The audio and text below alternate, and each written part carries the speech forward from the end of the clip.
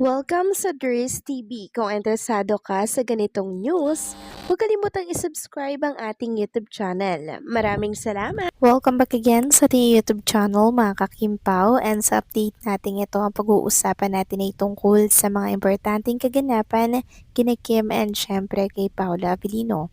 Pero bago po ang lahat, maraming salamat sa inyong patuloy na pagsuporta at pagsubaybay sa mga daily update natin. Kaya naman bilang pasasalamat, narito po ang isang napili kong komento patungkol ito sa naging previous update. Mula ito kay Ginang Marides, sabi niya, "Hi Dres, I am proud of Kim for voicing her feelings and paninindigan. It shows her malasakit sa ating bansa. I applaud her brave stance and I am happy that she went beyond the entertainment world. Way to go, Kimmy." Maraming salamat po sa inyong komento, Ginang Marides. Yes, tama po kayo dyan. Sobrang tapang talaga ni Chinita Princess. Talagang iisa po yung kanyang paninindigan, mga kakimpaw. Kahit na alam niya pong mababatikos po siya or mababash po siya, mga kakimpaw, ng ilang mga netizen, tinuloy niya pa rin po yung kanyang paglabas ng saloobin, the which is tama nga naman, 'di ba? Bilang Pilipino, dapat naman talaga tayong bumoses, 'di ba? Bumoses sa kung ano po ang ating paninindigan, kung ano po yung ating pinaniniwalaan. Dahil bawat Pilipino, mga kakimpaw, talaga namang may karapatan po, 'di ba, na magpahayag ng kanilang mga saloobin.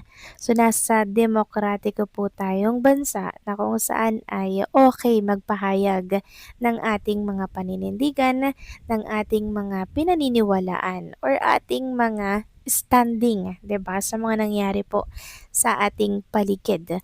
Kaya kudos kay Chinita Princess dahil talagang binoses niya yung kanyang nararamdaman. Yun nga lang, marami po ang bumabatikos sa kanya. Pero hayaan nyo na yung mga bumabatikos na yan, di ba? At least wala naman po siyang natatapakan na ibang tao. So maraming salamat po sa inyong komento. Ginang Maridesh, God bless po sa inyo at mabuhay kayo.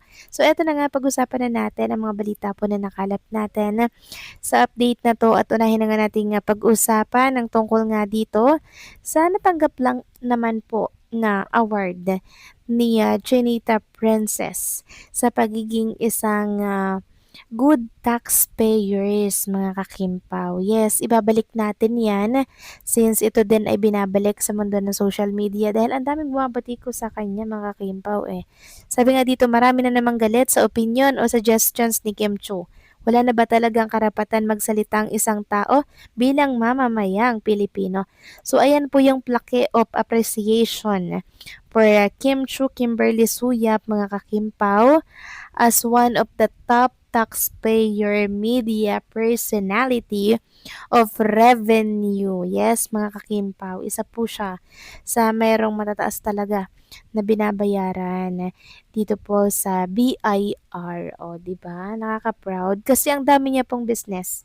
Marami niya din pong property. Kaya nararapat din talaga na bumoses siya since siya po ay good taxpayer, di ba? And also, talagang nagbabayad siya ng tamang buwis. Kaya may karapatan talaga siyang magreklamo, bumoses, 'di ba? Kahit na sabihing nababatikos, sige, okay lang 'yan, 'di ba? At least nagpakatotoo ka sa iyong standing or sa iyong paniniwala. 'Di ba? Samantalang ang ibang mga Kimpaw fans talaga naman po nag-aalala kay Chinita Princess kasi baka daw bumagsak ang career ni Kim Chiu. Sabi nga dito, fans lang din ako ni Kim na nasasaktan kapag sobra na ang pangbabash nila.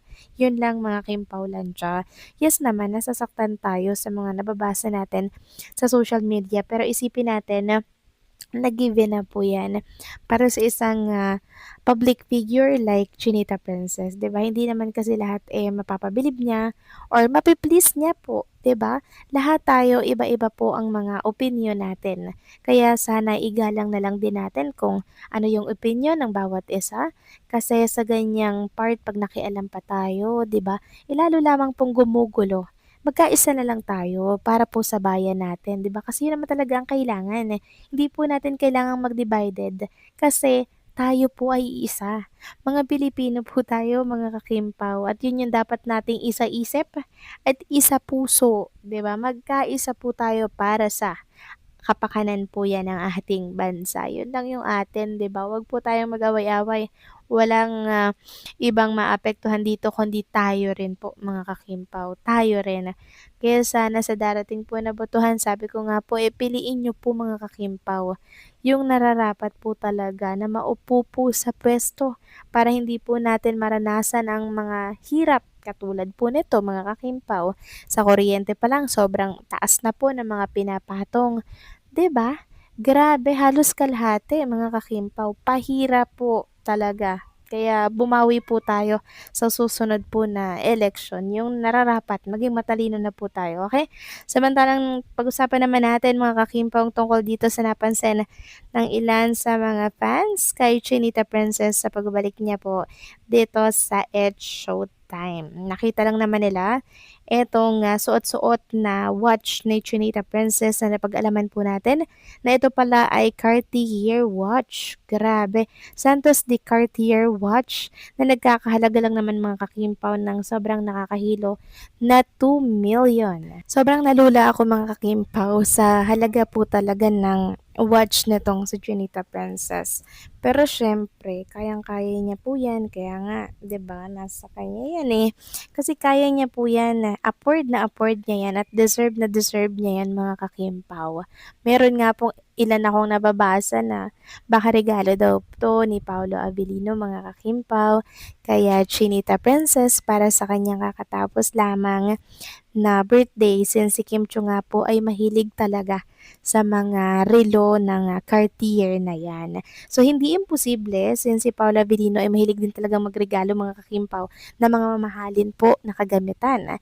Yung bike na lang, 'di ba, milyon. Itong Cartier watch nagkakahalaga ng nakakalulang 2 million. At para kay Paula Avellino, kung siya man nga po nagregalo nito, wala po sa kanya yung halagang yan, mga kakimpaw, kundi basta importante yung tao sa kanya, basta mahal niya, kahit magkano pa yan, bibilhin niya po yan para iregalo kay Chinita Princess.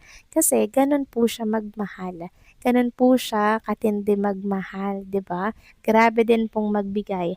Generous din po, katulad ni Chinita Princess. Kaso mo nga, si Paolo, mahirap po siyang regaluhan, sabi po ni Chinita Princess, kasi dapat yung ireregalo mo is magagamit niya. Kasi kung hindi, masasayang lang daw. O, di ba, mga kakimpaw?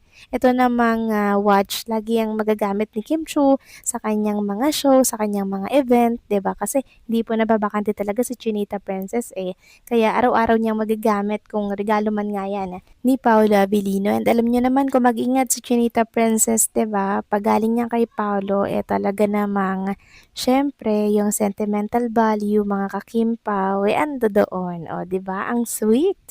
So kayo ba, anong masasabi ninyo dito? Please comment down below.